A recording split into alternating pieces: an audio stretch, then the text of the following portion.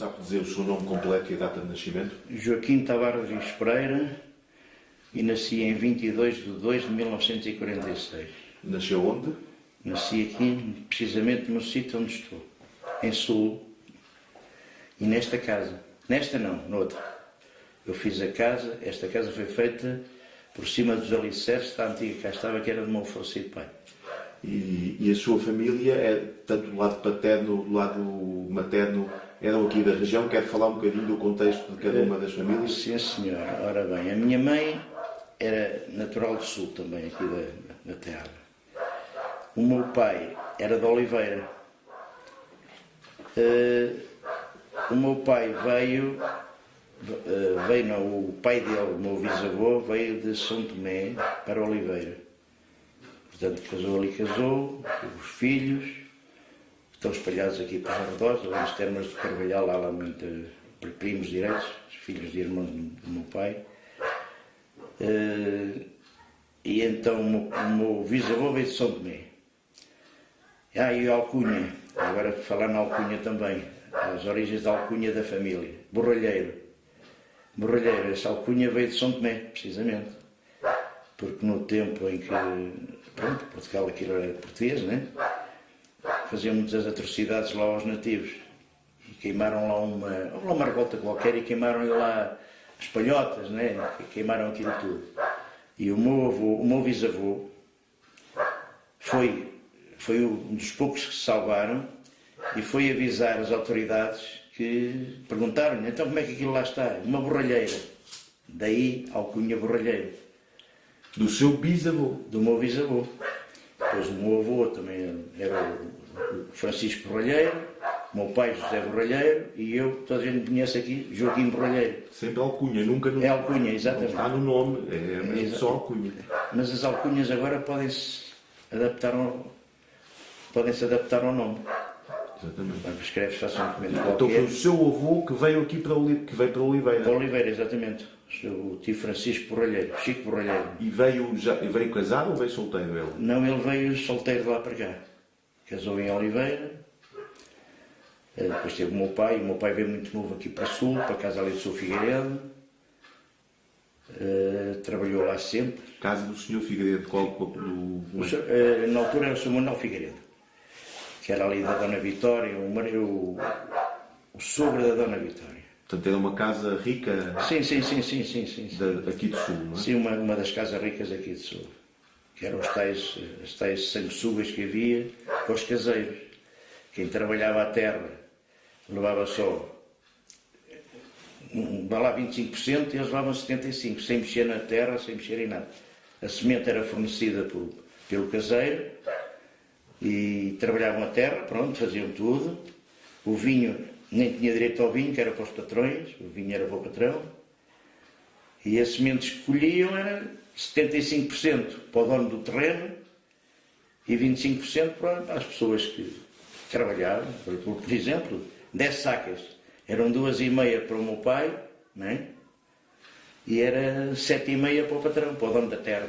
O patrão que era o dono da terra, pronto, nada mais. E do lado da sua mãe? Do lado da minha mãe, eu não conhecia o meu avô, o marido da minha avó, tia Rosária. A minha mãe tinha um irmão, portanto a minha avó, teve 2 filhos, eu não conhecia o meu avô, parece que era daqueles, e foi isso que aconteceu. Antigamente os portugueses que iam para o Brasil esqueciam-se que tinham família em Portugal. É que nunca mais diziam se estavam vivos, se eram mortos, pronto, ficaram por lá. E então ela teve 2 filhos desse homem, que era um tio Delfim, já morreu há muitos anos. A minha mãe mais recente, morreu há 3 anos. Minha mãe morreu há 3. Que a minha mãe teve depois 6 filhos. Qual o nome da sua mãe já agora? É Maria da Glória Tavares.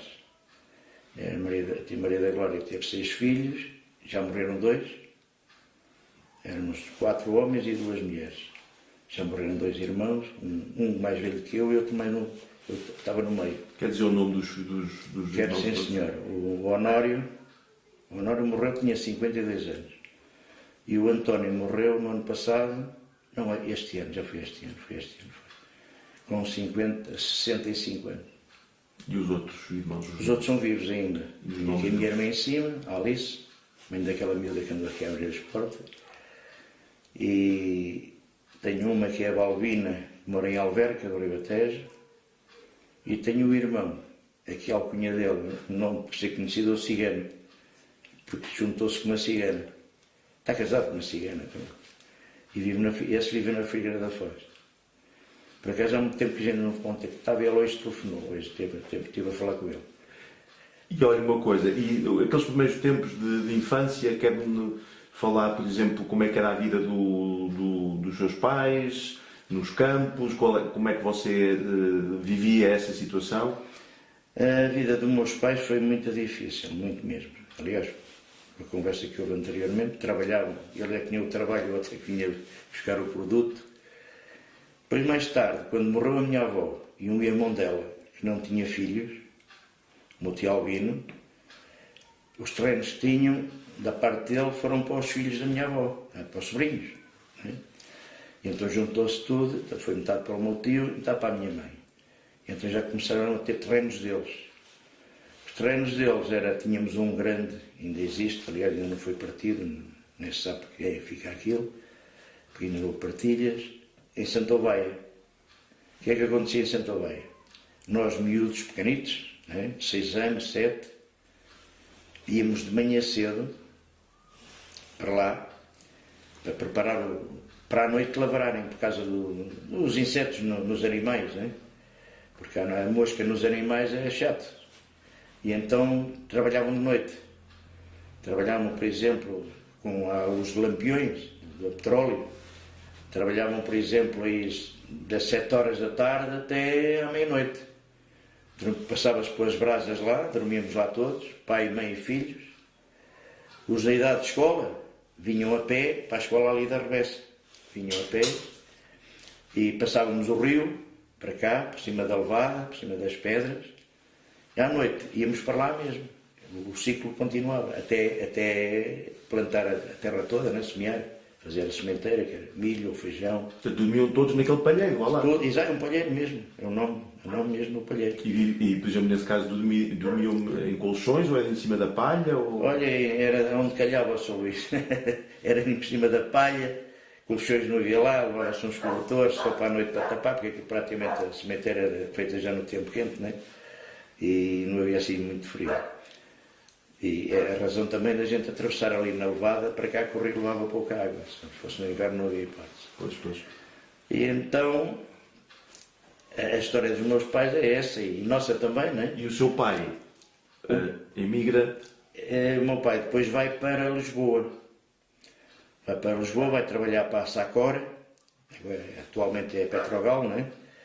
Vai para trabalhar para a Sacor mas não vai para trabalhar para a Sacor, ele vai para trabalhar para as instalações da Sacor por conta do empreiteiro. Ele não era empregado da Sacor. Ora, como a Sacor ia arrancar, isso foi nos anos 50, foi. A Sacor ia arrancar, não era? Ia começar a refinar o petróleo, e então a Sacor precisava de funcionários. E então o meu pai foi recrutado para ficar na Sacor. Trabalhei lá até a idade da reforma. Reformou-se cedo. Tinha 52 anos. Porque trabalhar na Sacor, agora não, há filtros para filtrar aqueles gases e não sei o quê. A coisa está mais suave, naquele tempo era mau. Havia ali gases por todo o lado. E quem morava ali perto sabe, que a gente morava ali perto e sabia. Quando havia fugas de qualquer gás, era um cheiro, não se aguentava. Aquilo era exatamente onde, a Sacor? A Sacor situava-se onde é agora a Expo 98. A Parque Expo. Então ele foi trabalhar para ali, para aquela zona? Foi, sim, senhor. Eles mantiveram a torre. Aquela torre que queimava os gases, está lá. Eles deixaram, não mandaram abaixo. E então foi trabalhar para ali, esteve lá até aos 52. Depois formou-se com a ideia de regressar às origens. E veio. Ainda que tínhamos a casa. Entretanto, ele começou a pensar em fazer uma casa nova, que foi aquela ali onde vive a minha irmã. E pronto, a partir daí ficou aqui, fixou-se, continuou a trabalhar as terras, fazia vinho. Agora as videiras morreram todas, quando me interessei por isso, nem meus irmãos, né? Já não existe videiras para uva, para apanhar uva. E de maneira que é a história da vida dos meus pais. Já agora eu queria só, daquela passagem da infância, o pormenor da escola que Da falou. escola, exatamente, a escola. Eu fui também na escola. Gostei de andar na escola, gostava de aprender. Assim, ainda hoje estou a aprender e gosto de aprender. Mas na escola eu fui um sacrificado. Era o único canhoto que escrevia com a mão esquerda ali na escola. E uma professora que era aqui da terra, natural aqui da terra, que é a Dona Mimi, vinha a cana da Índia, o bambu, por cima, passava-me aqui por lado, aqui em cima dos nossos dedos, dores que eu senti. Aqui mais está, aqui agora continuando na escola, aqui há coisa de 15 anos, fizeram uma homenagem à senhora. Ex-alunos, e não sei o quê, tudo pessoal com 60, 50 e tal, 60, outros com mais, e vieram-me convidar para ir ao jantar da senhora. Não vou. Não vou. E vocês sabem qual é o motivo porque é que eu não vou. Qual era o motivo que ela me escreveu, que eu não podia ser canhoto a escrever. Mas isto era aqui nesta escola, porque há outra escola, eu tenho rapazes da minha criação, lá de baixo, que são canhotos, e ninguém os chateou por eles serem canhotos. É com a mão esquerda que escreves, que continua. Mas eu não, levei muita porradinha aqui. Que brincadeiras é que faziam no recreio? No recreio, além de jogar a bola às escondidas, com uma bola de trapo, porque se a professora apanhasse, rasgava, queimava, tinha lá uma lareira e mandava lá para dentro. Era uma bola numa meia, metia-se trapos velhos e depois as mães coziam. A gente levava para a escola, brincávamos nisso. Tínhamos lá também, está a ver, um desporto inocente, futebol, é inocente. Um desporto que para mim era violento, que era o jogo da pinha. Fazia-se 3 buracos, aquele tipo de beisebol americano, né? Manda a bola e tal ao outro taco. Com os paus ia à pinha. A pinha se apanha alguém, ou numa vista, ou mesmo na cabeça, pode matá-lo. Dependia da força que fosse, né? Equipas, e portanto alguém tinha que defender para a pinha não entrar... Nem entrar no buraco. No buraco. Então, mas aquilo era uma... Pronto, era... Se entrasse lá 2 vezes, mudava a equipa. Havia uma que perdia, né? Saía, entrava outra. E depois até chegar a uma finalíssima. Jogar a malha, ou peão. Peão também. Mas o importante nisto é a professora, uma bola, que era inofensiva, pronto, uma bola de trapo, não é? Se fosse com uma de futebol, ainda pode aleijar, não é? Disparada. Agora com uma de trapo não aleija nada. Leva onde se levar, não tem problema. E ela proibia aquele jogo, mas a pinha deixava jogar. É complicado, não é? Mas pronto, a senhora professora é que mandava. Então depois, quer dizer, acaba esse período da escola... Da escola, e o meu pai, depois a gente há bocado avançou por causa disso. Avançou, mas vamos voltar a apanhar o fio da meada da minha infância. Depois fiz a 4ª classe aqui, fui para Lisboa, ter com o meu pai, que o meu pai estava lá sozinho. Como é que foi para Lisboa? Fui num automóvel, num táxi aqui do Sul, demorei 8 horas a chegar a Lisboa. Que idade é que tinha? 12 anos. E foi sozinho no táxi? Fui, quer dizer, o chofer era conhecido, e por norma a malta aqui também era conhecida, e o chofer agarrou em mim aqui na porta de casa e levou-me à porta do meu pai. Portanto, foi serviço porta a porta. De maneira que chegando lá, tive 2 ou 3 dias sem trabalhar, fui trabalhar para uma taberna, no Alto Maravilha, que era a taberna do António. Estive ali pouco tempo também. Depois fui trabalhar para uma fábrica de parafusos que havia ali em Cabo Ruivo, próximo da Sacória, que era a fábrica fluorescente, já faliu, já não existe. E depois andei assim, também trabalhei lá há pouco tempo, que ganhava-se pouco, 5 escudos por dia. E quando chegou portanto, a Lisboa, nesse primeiro emprego, qual foi a sua impressão de ainda era miudito, não é? E, portanto, a diferença entre o que era aqui a sua vida e lá. Sim, O que é que lhe passou pela cabeça, assim, não se lembra? Eu gostei. Palavra que gostei. Gostei porque, pronto, ver uma barra de ferro entrar para ali. A pessoa vai à máquina, corta, depois faz uma janela, vê nascer o produto, está a ver, de uma barra de ferro com 6 metros, uma pessoa fazer uma peça. Nem me passava pela ideia que aquilo era feito assim, pronto. É uma aprendizagem boa que eu tive. Trabalhei lá até até a ida para a tropa. E voltando um bocadinho atrás a essa primeira taberna, quer-me contar um bocadinho o ambiente dessa taberna e o papel que essas tabernas tinham em Marvila? Muito, muito grande. As tabernas naquele tempo tinham um papel muito grande. Aquilo era a sala de convívio dos operários no final do dia saírem das fábricas, passavam ali, pronto, a fazer horas para o jantar, né? Saíam às 5, o jantar talvez fosse às 7, 8 ou 9, e eles iam para ali jogar as cartas, ao dominó, falar uns com os outros, convívio mesmo, pronto. Tinha o que é que se bebia lá? Bebia, era o vinho. Copo? Vinho, copos de vinho. Copos 2 e copos 3. Copo 3 é um copo, levava aí não um decilitro, não, nem tanto. Não levava tanto. E o outro era metade. Portanto, o copo 3 era o grande, o copo pequeno.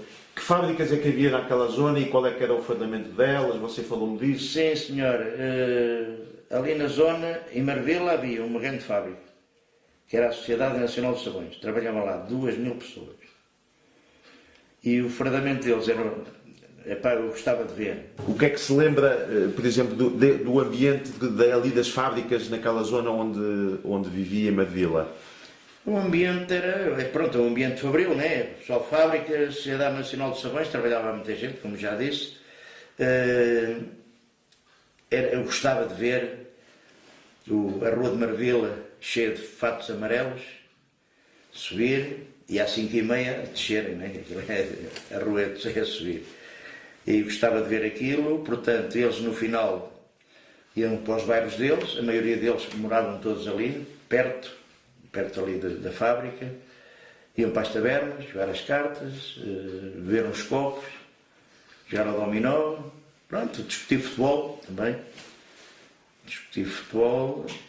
E outras fábricas? Outras fábricas, pois ali a zona oriental de Lisboa era a zona industrial, era na parte oriental, havia ali muitas fábricas mesmo. Eu vou ver se me recordo todas. Nacional, fábrica de massas e bolachas, outra vez tinha escapado. Nacional, agora indo para baixo. Depois era fábrica da borracha, fábrica dos fósforos, fábrica de braço de prata, material de guerra. Depois, andando mais para cima, e havia ali de fábricas assim com nome. Ali também havia o matador da cidade de Lisboa, era ali. Sacor, UTIC, isso é a fábrica de caminhões, autocarros, etc. Automática Elétrica Portuguesa, telefones. Estava a ficar uma para trás que ainda funciona.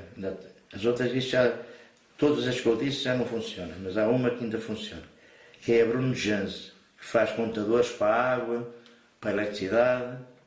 A Bruno Jans ainda funciona. Depois, Fábrica Barros, que era tecidos. Há ali uma fábrica que tinha uma sigla que eu não sei como é que o Salazar deixou passar aquele nome.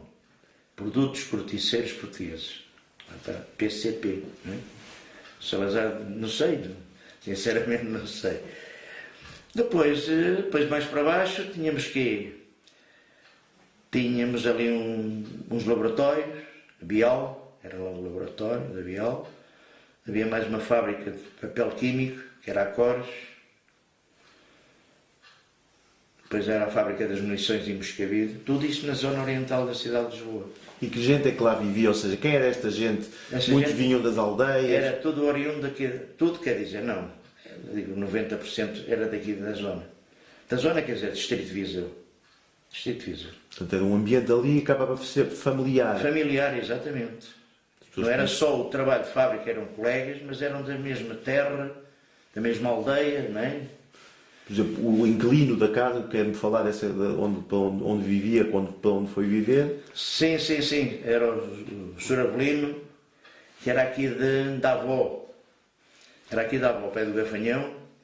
Ele era da avó. A avó não, aquilo era mais raso. Aquilo é tudo mais ou menos, né? Raso. Era o tio Avelino. E que casa era essa? Essa casa, ele é que era o senhorio também da taberna. E eu vivia, pronto, ele era senhorio meu, meu pai, porque a gente vivia num pátio e tinha uma casa lá e ele precisava dela, alugou o meu pai. Os tais pátios. Pátios, exatamente, que aqui para cima, aqui no Porto, chamam-lhe ilhas.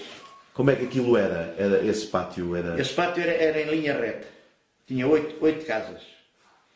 Aquilo, olha, era uma família. Era uma família mesmo. Aquelas 8 famílias que lá viviam, era só uma. Eram 8, mas era só uma. No verão, naquelas noites quentes, por exemplo, já com 18 anos, 17, 18 anos, já ia ao cinema, já vinha fora de hora, estava toda a gente deitada nas mantas, né, aquilo tinha largura, e a gente passava pelos pés, mas no maior silêncio, para não... Vinham para fora, porque dentro das casas era muito calor, e então eles vinham para ali para o fresco. E então, a gente passava por ali, mas no máximo silêncio, no máximo respeito que havia uns com os outros. Era uma família. Se havia uma sardinhada lá dentro, toda a gente ia para a sardinhada, certos petiscos, havia caracóis, uma panela grande de caracóis, toda a gente ia comer caracóis. E aqui depois era de todos, era uma família mesmo. Havia lá 8, mas no resumo era uma família só. Porque era tudo malta, pronto, davam a vida uns para os outros, se fosse possível. E, por exemplo, nessa altura, por exemplo, já mais tarde, quando começa a ser adolescente, conte-me um bocadinho a vida ali, mais da juventude, dos clubes, dos bailes. Sim, bailariques, clubes. Há uma sociedade que era que organizava, também tinha falhado, que era a Sociedade Musical 3 de Agosto, que é a organizadora da Marcha de Marvila. O Santo António organiza a Marcha de Marvila. Marchei pela Marcha de Marvila 3 vezes. Uma em 1967, que eu embarquei para a África em novembro, portanto junho ainda estava longe, e então marchei lá em 67, e depois quando vim da África marchei em 70 e 71, depois comecei a constituir família e deixei a marcha. Aliás, a minha mulher arranjei, a minha primeira mulher, que este já é o meu segundo casamento, a minha primeira mulher era o meu par na marcha.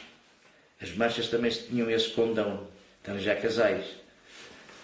E na altura também, por exemplo, naquela altura, anos 60, etc., também, por exemplo, a parte da música, começa um bocadinho ali a juventude a entrar, quer-me falar um bocadinho, você era conhecido, tinha um nome, dava-lhe um nome ali. Dava uma alcunha, era o Elvis. Era o Elvis. E estava naquela altura, estava precisamente quando o Elvis começou a fazer filmes. E pronto, toda a gente ia ver o Elvis e pronto, era o Elvis de Marvila. Isso foi uma alcunha que puseram também uma namorada que eu tive. Foi uma namorada que eu tive. Pá, olha que ela namora com o Elvis, ela que namora com o Elvis, né? Mau, então o Elvis não namora com fulana? Pronto, era cortar-me as pernas para não namorar com mais ninguém, mas tudo bem. Joguei à bola, mas era só, jogar a bola era, pronto, amador, não é? E era quando faltava mesmo alguém que eu dava o meu lugar aos outros. Mas faltava um, eu entrava. Desporto amador, que era no Abrantense, que era na Quinta Marquês de Abrantes, que era o vulgo bairro chinês. Não sei se já ouviu falar do bairro chinês. É porque é na zona oriental, bairro de tipo mesmo chinês, né? Aquelas barracas e não sei o quê, ficou a alcunha do bairro chinês. Posto pelos habitantes, sim, barracas. Mas havia lá barracas que era só por fora. Por dentro havia lá moradias, o Luís nem imagina. O que é que se tirassem as tábuas velhas, é que a marquei-lhes em cima, não é? Tinham de pagar impostos e assim com a barraca não eram coitadinhos. Morava lá, coitadinho. Ou seja, o bairro chinês era uma parte ali da zona. Era uma quinta. Quinta Marquês de Abrantes. E havia outra quinta que fazia, pronto, a Quinta Marquês de Abrantes era maior. Depois havia a Quinta do Caldeira, também enverdou, aquilo era trigo. Quando eu lá cheguei, lá a Marvila, aquilo era trigo e oliveiras. Depois mandaram aquilo, o dono daquilo, né, alugava um bocado de terreno para fazer uma barraca, sem escudos, naquele tempo era muito dinheiro. E as pessoas ficava barato. E para ele era bom. Portanto, havia gente que vinha daqui que iam viver para depois uns chamavam os outros, e daqui foram para lá muito imigrante com I, né? Ou com E? Não, imigrante neste caso, emigraram daqui, na perspectiva de Lisboa, é com I. É com I. Para o estrangeiro é que é com E. Exatamente. É imigrante. E então foi assim que aquilo ficou tudo povoado. Aquilo, quando lá cheguei, só havia oliveiras e trigo.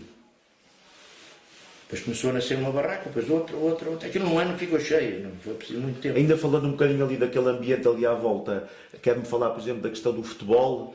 Sim. O clube ali da zona é o Clube Oriental de Lisboa. Vulgo COL. O Oriental, há muita gente que desconhece, mesmo pessoas que percebem de futebol, desconhecem que o Oriental foi a primeira equipa portuguesa a ter números nas camisolas. Em números romanos. 10 o X, o 9 o X menos 1, o 11 X mais 1, etc.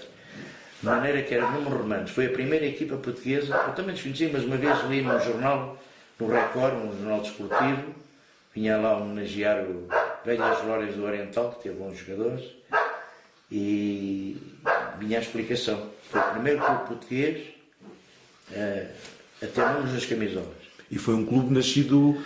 Da fusão de 3. Fundiram-se 3 clubes de bairro. Era o Chelas, o Marvilense e o Fósforos. A fábrica dos Fósforos tinha uma equipa de futebol. O Marvilense, pronto, que era da zona, da rua, tinha uma equipa de futebol. E o Chelas, que é outra zona, faz fronteira com Marvila, né? Acaba Marvila, começa Chelas, no sentido de Marvila era o Arieiro. E então fundiram-se os 3 e fizeram o Clube Oriental de Lisboa, em que eu já fui sócio. Depois existi por eu acho que é uma parvoíce. Quer dizer, havia era da desporto corporativo. Aquelas empresas tinham, e a FNAT é que organizava esse campeonato. E então a FNAT além que era Federação Nacional de Alegria no Trabalho. Era um organismo do Estado, não é? Eu acho que ainda existe. É o Inatel. Exatamente. Exato. Deixou de ser FNAT e passou a ser Inatel. Exatamente. Portanto, aquilo era a Federação Nacional de Alegria no Trabalho, a FNAT. E então, nessa altura, o Inatel ainda não existia. Existia a FNAT, que organizava o desporto corporativo, o futebol, entre equipas de empresas. E então, nem sei, já não me lembro, já foi há muitos anos, eu ia para aí ver para estar entretido, a ver um jogo de futebol, não me dizia nada, não era do meu clube, não era de gajos que eu conhecesse, não era? E então, sentava-me ali nas bancadas a ver. Houve uma altura que os sócios do clube tinham que pagar bilhete. Foi aí que eu deixei de ser sócio do Oriental. Ou seja, nos jogos do Oriental não precisava de pagar. E nesses jogos... Exatamente, nos do Oriental tinha a cota em dia e entrava com a cota do mês, né? E naquele tinha que pagar. Isso era um absurdo, não é? O campo era pelado, não era? Era pelado, sim senhor. Engenheiro Carlos Salema.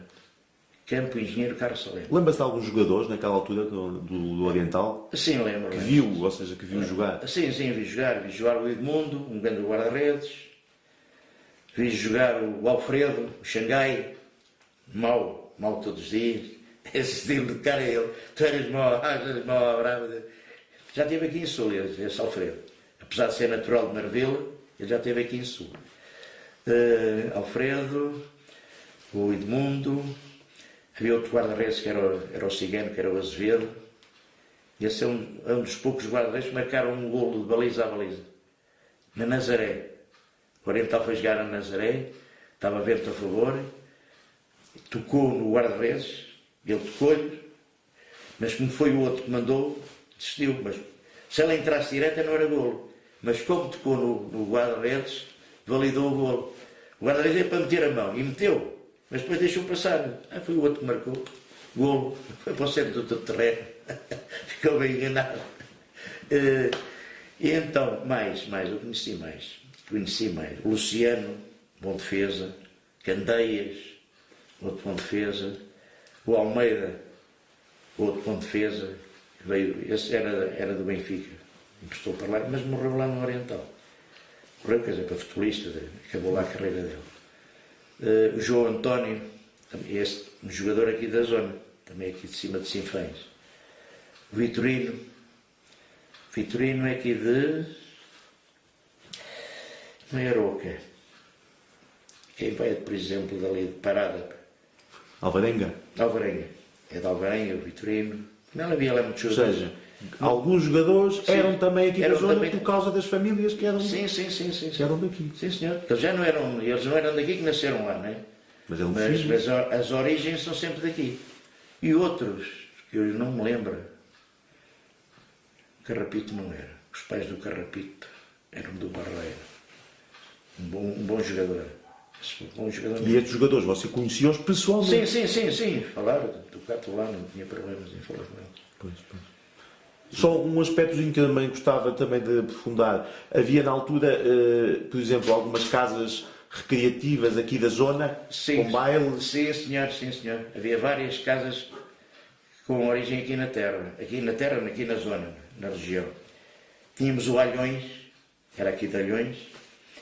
Tínhamos o Sinfães. Tínhamos o Recreativo, também era pessoal aqui da zona, mas pronto, era uma filial do Oriental.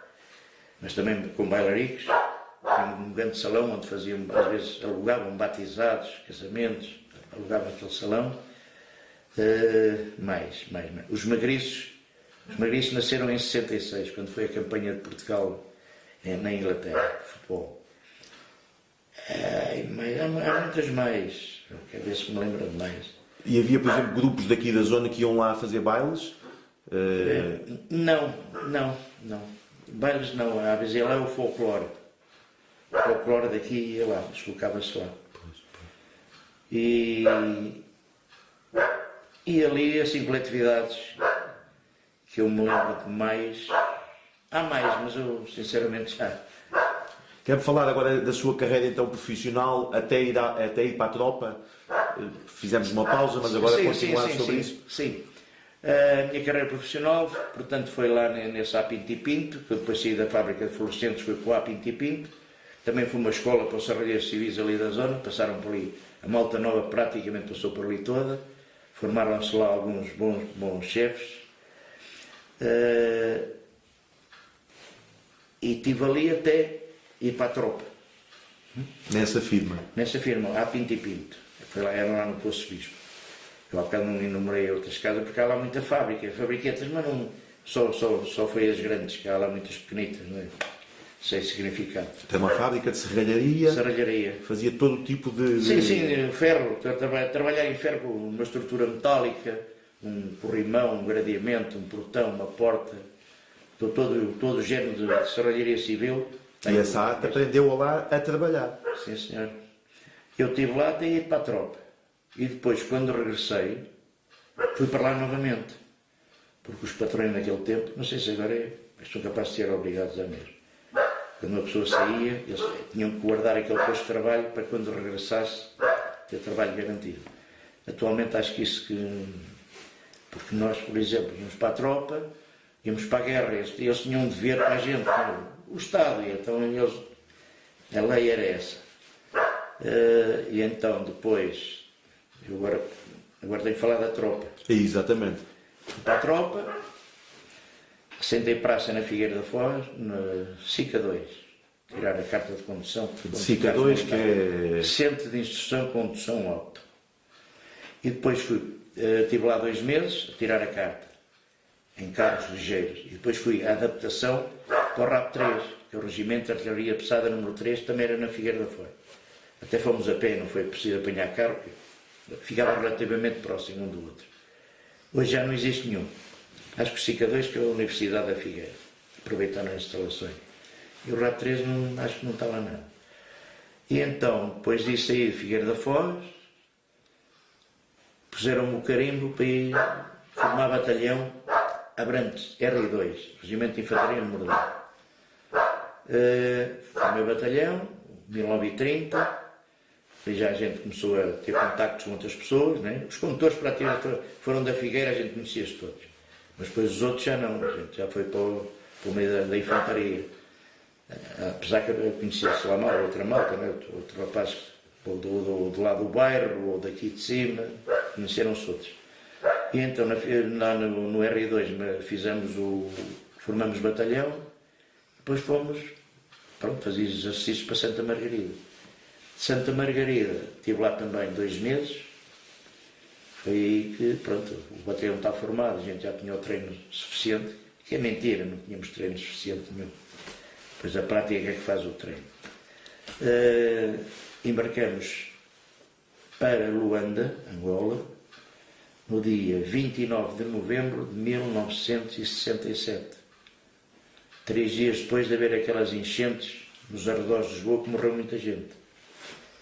Morreu muita gentinha mesmo. Quer contar esse dia, aquilo que está à volta desse dia, dessa partida? Essa partida, sim, eu conto sobre isso. Essa partida, como não havia comboio, não é? Nós tivemos que apanhar o autocarro da Carris, lá de Lisboa, na Zambuja, porque a linha estava toda obstruída, com caminhões, com carros, com lixo. Por causa dessas inundações? Exatamente. E então fomos de autocarro e eu, para não dar a conhecer à minha mãe, o meu pai sabia, eu já tinha dito, meu pai, mas eu não quero lá ninguém. Não quero lá ninguém. No embarque. No embarque. No embarque. E eu, no dia do embarque, o dia 29 embarque, e eu venho aqui buscar o saco, que é para a mãe não. Minha mãe era mais sensível às coisas. E o meu pai disse, fazes bem. Então eu venho aqui de manhã buscar o saco, venho de camuflado, o fato tenho que levar, ela vai ficar desconfiada, mas eu vou dizer que vou para Caçador 5. Vou lá só buscar o saco para ir para Campo Lido, para Caçador 5.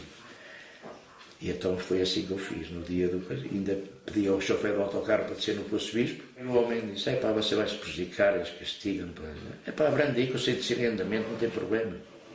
Abrande só um bocadinho que eu atravesso aqui a rua, estou em casa e vou buscar um saco. Sai se habito. Obriga-me a chegar ao Alcântara e a apanhar um táxi para vir a casa. Vou gastar dinheiro esforçadamente. Mas pronto, o homem lá tinha as suas razões e olhou para mim. Quer dizer, não era castigado. Mas podia ser, quem sabe, desertor, mas eu passei no barco também já não era desertor, né? E então eu fui até Alcântara, pedi ao homem do táxi, o homem do táxi, marcha assinalada, que eu expliquei o que é que estava a passar, ele disse, vamos já. Era a apitar, era 100% com marcha assinalada. Cheguei a Santa Apolónia, o sinaleiro mandou parar o táxi. Eu saí do táxi, me carrapei, cheguei ao pé do sinaleiro, que ele estava em cima de um pedestral em madeira. Eu cheguei ao pé dele, sou guarda, então vou buscar um saco a casa que lá deixei para esquecer-me, o barco está em Alcântara. Ele agarrou, mandou para o trânsito todo, pitar, mete lá dentro. Para baixo, também estamos aqui, disse ao chofer. Avisa logo lá acima que é para eu ter isto livre. Já vinha a pitar de cima para baixo, assim foi, entramos para o barco. A partida foi uma experiência muito má que eu tive, muito má. Foi das piores da guerra, eu sou isso. Eu estive lá 26 meses, mas para mim foi a coisa que mais me marcou na guerra, foi a partida no barco daqui para lá. Como é que é? O porquê. Ora bem, o cais estava cheio de civis, militares, os militares já estavam dentro do barco. Né? As famílias já se tinham despedido. E depois, quando nós lá estamos dentro, e ouve-se, o barco antes de partir manda 3 apitos. E começa uma música. Os 3 apitos é para tirarem as amarras, para soltarem o barco do cais. Né? Há uma música da banda de Caçador 5, que eu sinceramente até hoje não... Mas eu estou à altura de dizer a alguém que sim. Né? Porque eu não acreditava que a música emocionasse uma pessoa. Agora não, pronto, desconhecimento, ou falta de sensibilidade, talvez, não sei. E eu sei que aquela música que eles tocam entra aqui ao fundo da espinha, sai aqui nos olhos. Aquela música arrepiei-me. Eu não sei, aquilo mexeu comigo, mas de que maneira? Que ouviu essa música já estando no barco. Já no barco, era a partida mesmo. Pronto, já estava solto o barco. E depois a seguir, os gritos das mães, e é morrer com o filho, e... Ainda hoje me gusta falar nisso. Porque foi a pior experiência que eu tive na guerra. Eu estive no mato, eu estive na fronteira do Congo, pronto, bom, mau, bom, não, foi bom, foi sempre bom. Há muitos milionários aí que não tiveram umas férias, nunca passaram férias como eu passei, à borla, ainda me davam dinheiro para lá estar. E E então aí foi a experiência pior da guerra, foi sim, senhor. A guerra, eu digo sinceramente, como acabei de dizer, foi umas férias que eu lá estive, porque tive um grande comandante. Tive, sim, senhor. Ele aqui, antes da gente partir em Santa Margarida, no dia anterior à partida, ele disse: vamos para uma zona de muito trabalho, que era a zona fronteiriça, onde eles passavam do Congo para Angola, né? Lá os nacionalistas, mas o pão e o vinho não vos vai faltar. Pão e vinho era comida, né? Não faltava. E foi o que aconteceu. Não faltou. Houve um dia um senhor, que era o padeiro, teve a infeliz ideia de negar um pão a quem lá foi pedir. Ele conseguia, tinha negado a outros, mas não fizeram aquilo que ele fez. Lembrou-se que o comandante tinha falado aqui, foi ter com o comandante lá à secretaria. Comandante, dá licença, então há algum problema? Porque aquilo ali não havia oficiais, também era uma família. Aqueles 160 homens eram uma família. Só lá havia um parvalhãozito, e era um oficial, era um parvalhãozito, mas o comandante começou a chegar a roupa ao pelo e ele acalmou. E então o comandante disse: então qual é o problema? O comandante em Santa Margarida disse que o pão e vinho não faltavam. Eu vinho não me interessa, nem bebo vinho, mas eu gostava de comer um pãozinho. Fui ali ao Rebelo, outra vez tinha a minha nome, o Rebelo. Fui ali ao Rebelo, pedi-lhe um pão, ele disse que não me dava, que se levantou às 4 da manhã a fazer pão. Espera aí que eu já te vou dar o pão. Ele veio, o comandante, foi lá hoje. O pão estava dentro de um tabuleiro, em madeira, tirou o pano para cima. Um chega, meu comandante, é para mim e para... Disse logo o nome do outro. Tu queres pão? Perguntou a todos que estavam ali na redondeza, ninguém mais quis pão. Pronto, não precisava. O comandante chegou ali, disse logo ao padeiro: amanhã vai sair com o pelotão que for para o mato. Agarrou, fez ali um peditório à hora do almoço. Quem é que pertencia no refeitório? Quem é que percebia de fazer pão? E houve um que disse: comandante, eu tenho umas luzes. Então pronto, amanhã já és tu que vais fazer o pão. Ou ainda fazes hoje se fizer falta. Quem quiser pão pode vir buscar. Foi a ordem que deu. E o outro foi para o mato. Este iadinho logo outro dia, não estava habituado, era um senhor, só trabalhava 2 horas ou 3 por dia, mas fugiu às ordens do comandante. Fugiu, pronto, faltava o pão. Em relação ao estar lá, uma coisa que eu acho que toda a gente sabe disso, mas o Sr. Luís não foi, mas quem lá foi sabe. Quando nós percebíamos daquilo, vínhamos embora. Porque era assim, ao princípio, para acabar com os carregadores todos, assim, uma semana, um mês, 2 meses, 6 meses, bastava ouvir um tiro na mata para nós ficarmos sem munições, passados 10 minutos já não ter. Porque aquilo era ter o carregador, rajada e despacha. Virava o carregador ao contrário, mete outra vez, despacha. Quando, ao fim de um ano de lá estarmos, talvez aos 9 meses, 10, nós éramos profissionais, não, nós não éramos profissionais daquilo, mas éramos mestres. Se ouvisse um tiro, ninguém disparava um. Ouvia-se, calma aí. Não lá ver se isto é isolado ou só lá mais. Só disparava a arma que tivesse num ponto alto, que era aquelas que estavam montadas com um escudo, não sei se o Luís já viu alguma, tinha um escudo em aço, e então estavam lá montadas, se desse lá para onde só ouviu o tiro, aí se disparava. Se não desse, ninguém disparava, não se gastava uma munição. Porque eles, se quisessem, ao princípio, eles apanhavam, e morreu lá muita gente assim, inconsciente. Assim, por falar em mortes, houve malta, que a minha companhia tinha, o meu batalhão, 17 mortos. Só um é que foi lá no ataque, que tivemos lá o quartel, e por azar foi da minha companhia. Foi o Monteiro, um rapaz. O Monteiro morreu lá por ser teimoso, e por usar capacete e não usou. Um estilhaço entrou-lhe assim, se ele tivesse o capacete não entrava. Tinha o capacete e fugia. Foi teimoso, morreu porque quis morrer. Ofereceu a morte lá. A minha companhia teve mais 2 mortes. Um bobadeiro e outro foi a família aqui que o matou. Mas houve outro noutra companhia. A família matou como? O rapaz era casado, não é? Quando foi daqui para lá era casado. E a mulher aqui lá arranjou um namorado, não é?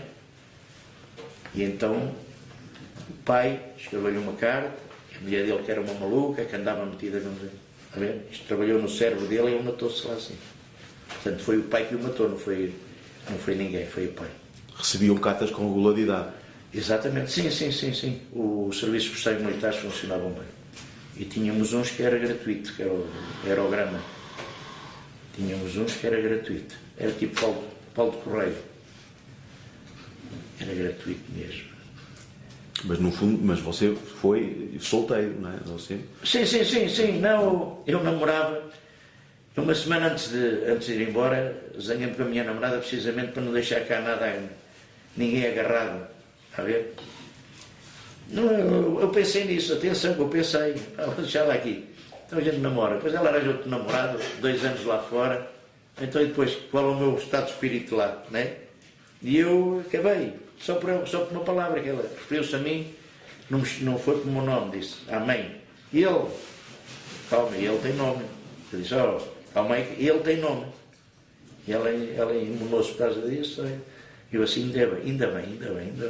Chatei-me com a rapariga. Mas por menos não estou arrependido. Tinha que ser, né? Tinha que ser precisamente, sei lá, né? Apesar que era só namorada, né? Olha, a tua namorada arranjou outra, tenho paciência. Né? Mas há pessoas que não. Há pessoas que aquilo trabalham no cérebro. E então, depois da guerra, vim para cá.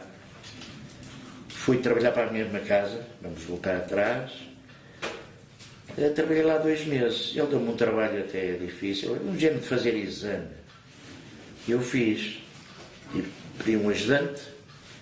E cheguei à conclusão que eu é que devia ser o ajudante e ele é que devia ser o mestre, o meu ajudante. Porquê? Eu sabia fazer o trabalho e fiz. Acabei o trabalho. E depois fui montar e não sei o quê. Mas cheguei à conclusão que ele devia ser o mestre porquê? Naquela altura, 1970, eu ganhava 55 escudos por dia. E ele ganhava 60, como ajudante. Não cabia na cabeça de ninguém. O responsável da obra devia ser, não, mas fui eu. Mas só no final da obra, faltava pouco para acabar, é que a gente, houvesse colegas, quanto é que ganha? Eu 60. Mas eu não disse quanto é que ganhava. Não, tudo bem. Trabalhei mais uma semana, salvo erro. Subi a escadaria, fui lá até lá com o Sr. Álvaro Pinto, que era o meu patrão, lá no Poço Bispo, e eu disse para ele, ó, Sr. Álvaro, como é que é isto? Então, o mestre ganha 55 e o ajudante ganha 60. Não, conta-me lá isso como deve ser. Então o Telmo, você mandou para o pé de mim, ganha 60 escudos. Então eu ganho 55 e o responsável da obra sou eu. Há qualquer coisa que está mal. Segunda-feira, isto foi um fim de semana, segunda-feira a gente conversa. Não foi segunda-feira, não, porque segunda-feira foi logo trabalhar para o outro lado. A gente recebia a semana. Eu no sábado recebi, que a gente trabalhava até ao meio-dia. Eu recebia a semana. Na segunda-feira eu vinha a caminho do trabalho para ir para casa. Estavam lá 2 amigos meus, lá dentro do gradeamento a trabalhar, e eu passei. O Chita está a meter pessoal. Tá. Sei que horas é que ele vem. Para 5h30 está aí. Era cedo. Fui para cá, não sei. Depois fui para lá outra vez. Para ele me apanhar a falar com os funcionários, para ele ir ao lado da porta. Quando ele ia entrar, Chita, então, passa-se alguma coisa? Não, Sr. Chita, vou dizer que você precisa de pessoal, porque eu preciso trabalhar. Então, mas tu não trabalhas ali no Pinto e Pinto? Trabalhava, já no trabalho. Então, eu ainda ontem te vi lá. Porque ele foi lá dentro, ele foi lá pedir não sei o que é o meu patrão. Eu vi-te lá. Mas hoje já não vê, que eu não vou para lá mais. Então, depois tive-lhe a explicar a situação, mas não falei em dinheiros. Ele pôs um gajo a ajudar-me que ganhava mais do que eu, mas não falei em ordenados. Pronto, ele disse, então olha, apresenta-se, queres trabalhar para mim? Segunda-feira vais à Rua Capitão Leitão, apresenta-se lá ao Santos, que era o chefe, diz que eu te mandei, para te lá dar qualquer coisa para fazer. E eu fui trabalhar, pronto, fui trabalhar para Chita. Ele, quando veio, ter comigo, mandou-me ao escritório e fui falar com ele. Então quanto é que queres ganhar? Quanto é que estavas a ganhar? Aos chitas. Eu não vou falar em dinheiro. Dê-me trabalho e aquilo que eu sei fazer, eu sou os chitas, pagam-me dentro daquilo que eu faço. Fazia-me umas máquinas para reparar, que calibrava balas e não sei o que ele arranjava lá no material de guerra e ele era lá mestre. Então trazia as máquinas todas já para fora, para a oficina dele, ele dava-lhe muito dinheiro, era o preço que ele quisesse lá meter. E então eu não tinha grande prática a medir, eu enganei o homem. Mas acabei por não enganar. Eu acabei por não enganar porquê? Porque ele perguntou-me se eu sabia medir bem com peclice e micrómetros, medidas de precisão. E eu disse que sim. Eu sei. Antes de ir lá para o trabalho, aquilo era tudo malta que eu conhecia, que trabalhava lá, até o chefe eu conhecia. Eu cheguei ao pé de um torneiro mecânico e disse, hoje aqui. Eu enganei os chitas. Isto não custa nada. O outro não custa nada. Dá cá aquele bocado de material. Mede o peclice. Eu agarrei o material, medi. Quando é que está aí? Eu comecei a olhar. Tem 12 milímetros. Tem sim senhora, mas tem mais uns décimozinhos. Tem mais 2 décimos. Tem 12,2, mas tu estás no caminho. Depois ele tem-me a explicar o funcionamento. Olha aqui, que é para ver os décimos é da parte de cima, os milímetros é em baixo, de maneira que tu, quando aquele tracinho em baixo está quase, mas olhas para cima, se tiver um desfazamento, sim, mais 5 centésimos, mais um décimo, não tens problema nenhum. E eu comecei a entrar naquilo. Mas nem era preciso, porque eu depois de desmontar as peças, eu chegava ao pé do fresador e dizia-lhe assim, olha, dá-me aqui uma raspagem por dentro, mas não tires muito, é só ganhar aqui esses riscos que estão aí. E depois chegava ao pé do retificador, o fresador, e dizia-lhe, uma peça para entrar aqui. E eles é que mediam. Mas depois com a prática, pronto, eu cheguei pronto, já dominava tudo. Ao fim de uma semana eu já dominava bem aquilo. Enganei-me, mas não me enganei. Pois, é possível. Conclusão, ele era a semana, nessa semana, no sábado, recebia só meia hora, e a empregada lá com o tabuleiro, com os envelopezinhos, chegava ali, deu. Espera aí, deixa eu ver quanto é que ele me deu. Eu, 120. Aí, foi mais que 100% o aumento. Você estava com 55. Eu tinha 120. Mas é outra indústria. Pois. A indústria, essa é mais bem paga. E não há desemprego. São Luís. É de precisão, não é? Ainda hoje, exatamente. Na mecânica de precisão, ainda hoje não há desemprego. Não há desemprego. Pronto, há para os navos, para aqueles coitadinhos, né? É uma atividade mais especializada, não é? Exatamente. Para os profissionais mesmo, para quem percebe daquilo, não há desemprego.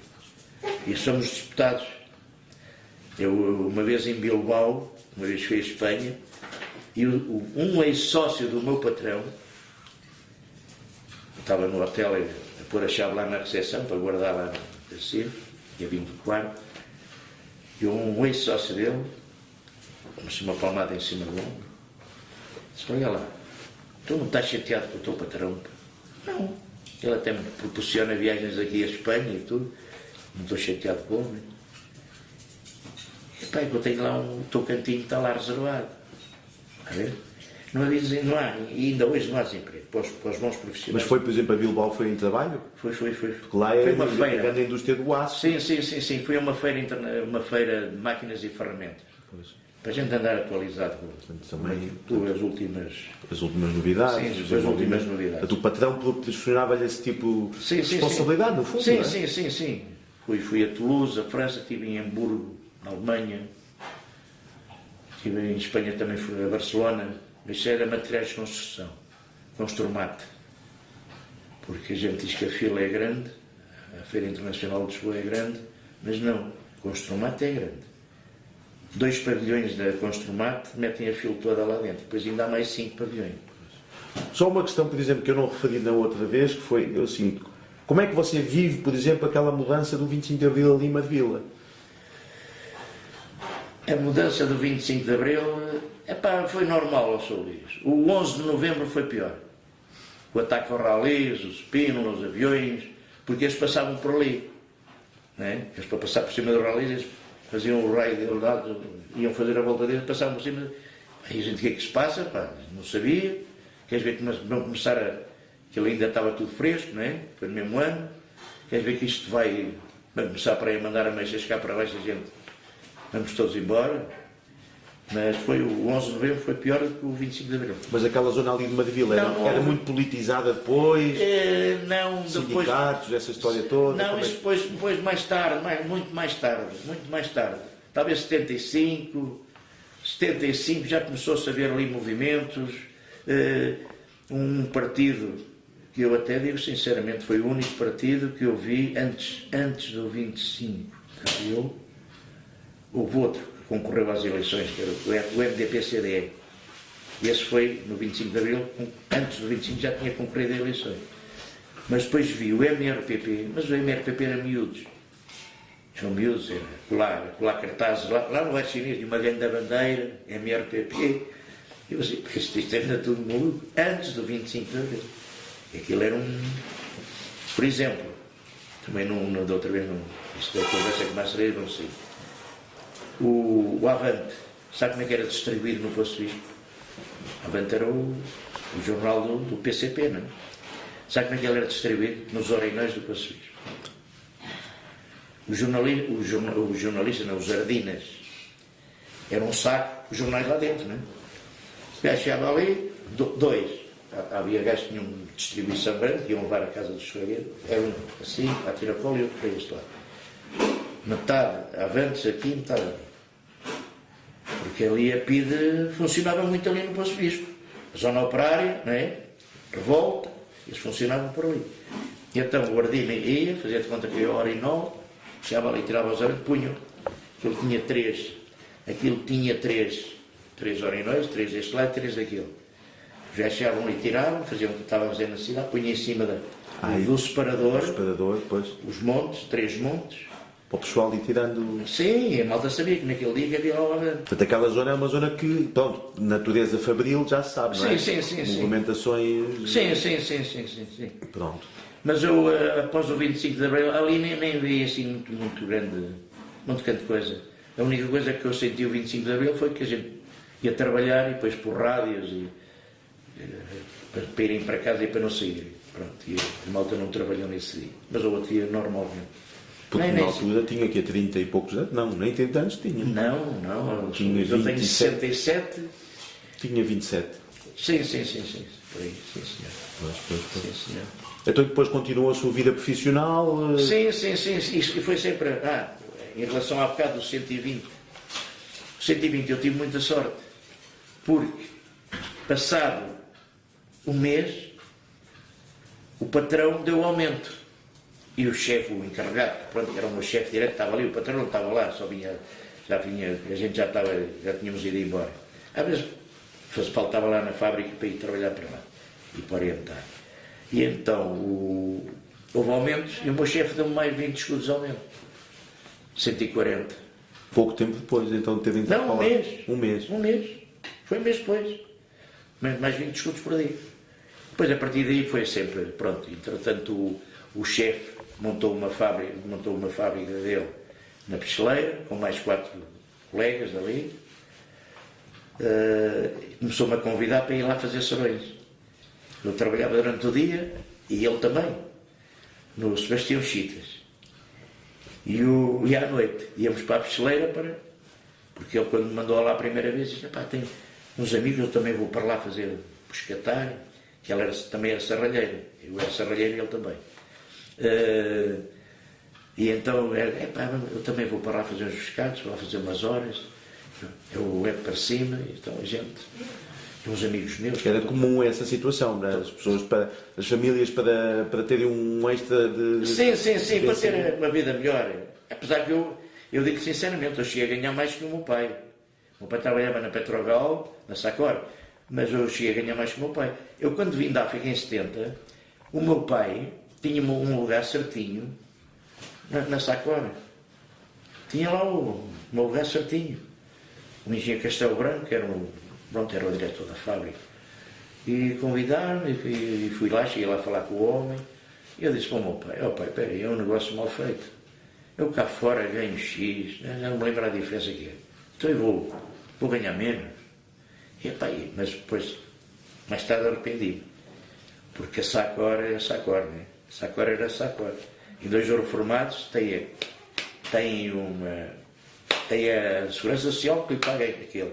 E a sacra completa e o ordenado que ele tinha na altura de ser reformado. O meu pai aconteceu. O ordenado, como é que eu ia dizer, podia não ser muito diferente ou até um bocadinho inferior, mas as garantias, as regalias, exatamente. Eram, combustível mais barato, tudo. Pronto, mas a gente, o dinheiro é que faz mover o mundo, não é? Para o bem e para o mal, sempre o dinheiro. Então há uma altura, portanto, no fundo o grande companheiro ali também era o seu pai, não é? Vocês viviam ali, trabalhavam, ele depois decide voltar, quando é que ele se reforma? Sim, quando reforma vem para aqui com a minha mãe. E a gente, pronto, já tínhamos vida constituída por lá, pronto, cada filho foi para o seu canto e ele regressou para aqui com a minha mãe. Vínhamos de férias, vínhamos para aqui, qualquer filho, vinha para aqui, passar um mês ou 15 dias, conforme. E o seu sonho também era o mesmo? Era exatamente, construir uma casa para a minha velhice. Porque isto para mim é um paraíso, gosto de estar aqui. Gosto muito de estar aqui. Porque Lisboa cada vez é mais insegura. Eu chamo selva. Aquilo é uma selva. Ainda agora há esse caso do rapaz que matou a rapariga na fábrica da Leite em Sacavém, matou um colega dele, que ao fim e ao cabo ele também trabalhava lá no parque de estacionamento em Oeiras. Isso é da minha rua. É na nossa rua, na Boadela. Portanto, há uma insegurança maior na cidade. Exato. E no fundo esta ideia de você tinha aqui as suas raízes, sim. manteve sempre essa ideia ao longo. Sempre. Eu comecei a construir esta casa, havia uns tostões, ali mais a minha Maria, e disse a ela, oh Maria, há aqui 50 contos, vamos comprar tijolo para fazer uma casa. E o problema é que aqueles 50 contos quase que deu, não deu bem, para fazer esta casa. Porque já lá é outros tempos, né? O dinheiro tinha valor, agora não tem valor nenhum. Portanto, ia construindo, estando ainda a trabalhar, não é? Sim. Conforme havia dinheiro, ia-se andando para a frente. Quem é que foi digamos, o empreiteiro, ou quem é que fazia? O empreiteiro é aqui da zona. É o Gentil, líder de Pisco. É cunhado ali do Quinto Carvalhais, ali do Braga. Foi ele que construiu a casa. Pois. E depois, quer dizer, como não havia dinheiro, aliás, falei com ele primeiro, isto não é fazer o orçamento e olha, faz que eu tenho dinheiro. Não. Vocês vão fazer conforme vai aparecendo. Se estiveres interessado, não é muita gente. E havia muito construtor. Ele disse, não, está bem. Então, e voltou em que ano? É que voltou problema. aqui para Sul? Ora, vai fazer 6 anos agora em março. Quando se reformou. E que alterações é que você também notou desde o momento em que saiu daqui menino até o momento em que volta? Pronto, no fundo, que tipo de mudança é que sentiu? Sou Luís, há aqui umas figuras, alguns da terra, outros não, que eu gostava de falar. Há bocado falou-se no sanguessugas, que eram os donos dos campos. Agora é outra raça que os empatas nem fazem nem deixam fazer e só dizem mal. Pode estar bem feito, mas eles só dizem mal. Está mal feito. Eu não fazia assim, mas não dão alternativas para fazer melhor. Há aqui uns fregueses desse jeito. Eu dizia o nome, mas não vale a pena que eles, se virem isso algum dia, eles sabem quem são. Há figuras boas mesmo. O Sr. Luís, não sei se já ouviu falar, mas eu vou dizer que há aí uma figura. Isto não tem nada a ver com o desenvolvimento da terra, mas da outra escapou-me, eu gostava de falar no nome do homem. O Sr. João Ribeiro, cozinheiro, que é da Trola de Pis. Ouviu falar nele? Não. Não? Pois esse senhor foi o primeiro cozinheiro português a ganhar uma medalha de ouro em Paris, com tripas à moda do Porto. Foi o prato que ele confeccionou, apresentou e ganhou. Primeiro cozinheiro português. Isto agora já há muitos. Estrelas Michelin, já há muitos. Mas naquela altura, isto já vai há muito tempo. Esse senhor, quando o Gulbenkian, refugiado de toda a Europa, que ninguém recebeu, Portugal recebeu, ainda bem, recebeu. Quando veio para Portugal foi para o Hotel Avis, que é onde é o Sheraton agora, não sei se... Ali, Maternela Alfredo da Costa, Sheraton. E então ficou, é mesmo no sítio onde era o Sheraton, no Hotel Avis. Tanto é que há lá umas galerias por baixo que é Imavis. Deve ficar lá o resto, o nome do hotel. E o Gulbenkian ficou ali hospedado. Eu sei isto porque eu tinha um jornal que eu gostava de o reaver, que eu não sei chegou a reaver outra vez, emprestei a minha irmã e ela disse que mudava, eu nunca mais deu. E então o que acontece é que o Sr. João Ribeiro, o Gulbenkian foi para lá e à cozinha saber o que era o almoço, o que é que ele ia comer. E o João Ribeiro lá dizia o que é que ele ia almoçar. E o Gulbenkian rasgava, isto aí nesse jornal, isso foi um jornalista do Diário Popular, já não existe também há muito tempo esse jornal, mas tenho os recortes. Rasgava uma nota de 50 ao meio e dava-lhe metade. Se gostasse do almoço, dava-lhe a outra. Não, espere. O homem diz, eu nunca deixei de receber a outra metade. É sinal que o Gulbenkian ficou sempre satisfeito. Tem outra história. É um Dom Diogo Passanha, alentejano, criava touros, Dom Diogo Passanha. Ele foi convidado pelo Presidente da República na altura, que era o Américo Tomás, porque ele também ia, para cozinhar, fazer um almoço no Alentejo, para o Dom Diogo Passanha, para o Américo Tomás, parece que o Franco também veio, o espanhol, não tenho certeza se o Franco veio. E então ele, era verão, ele, pronto, levo daqui qualquer coisa preparado, porque não dá para fazer qualquer coisa com paladar se não for temperado no dia anterior. Então ele levou um peru assado não, pronto a entrar no forno. Quando lá chegou, foi abrir a caixa, o peru já tinha um cheirinho assim, aí para o outro lado. Sabe o que é que ele fez? Eu um dia, se eu arranjar, eu dou-lhe para ler, que você vai gostar da história do homem. O homem foi à senhora lá do Dom Diogo Passanha perguntar se ela tinha um perfume francês. E a senhora deu-lhe, emprestou-lhe o frasco. Ele chegou ali, pulverizou o peru com o perfume e foi para o forno. Diz-lhe, toda a gente, mas gente de alta, está bem? Foi-lhe dar os parabéns que nunca tinham comido. Nada igual. E o peru estava quase podre. E então, há mais figuras. Um presidente de junta que houve aqui, em Sul, que foi o Sr. José Roberto, foi o que distribuiu esses chafarizes todos, que agora estão fechados, também não percebo porquê, que há muita água, podiam estar abertos. Distribuiu os chafarizes todos para a freguesia de Sul. Aqui e não só. Pesos, aldeia, chafarizes que há da junta da freguesia foi ele que mandou pôr. Porque só havia um só, que era aquele que está lá abaixo, nem era ali, estava encostado onde é a farmácia. E havia outro ali mais acima, ao pé da minha irmã mora ali próximo da feira. E aquele ali ao pé da capela também. E então mandou pôr, e pá, amigo do povo, tudo ele não chateou ninguém, toda a gente gostava dele. Outro, engenheiro Quintela, que não era daqui, Quintela, foi o que desbravou o Sul. Derrubou casas, fez muros. Foi esta estrada, os carros não passavam aqui desta curva aqui atrás, não passavam daqui para cima.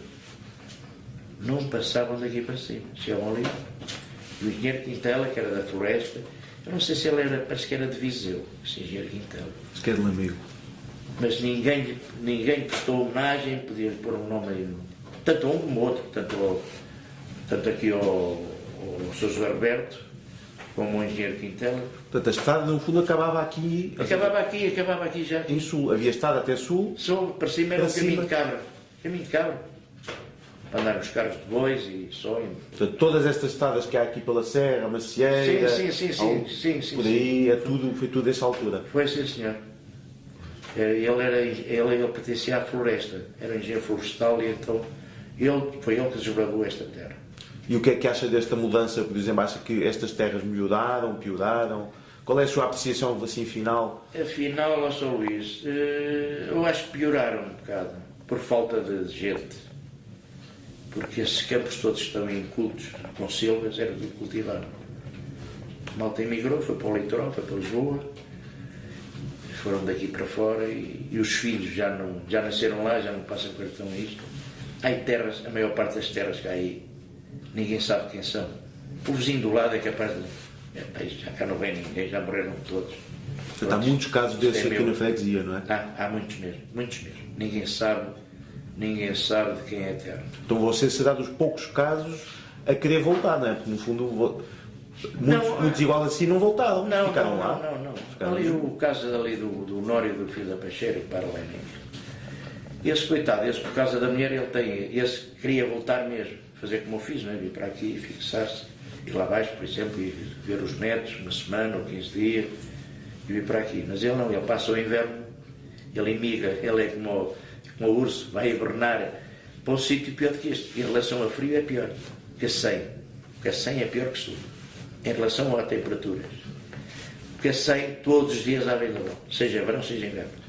E agora no inverno, vem lá o friozinho da Serra de Sintra, analisado ali, até corta. Até corta.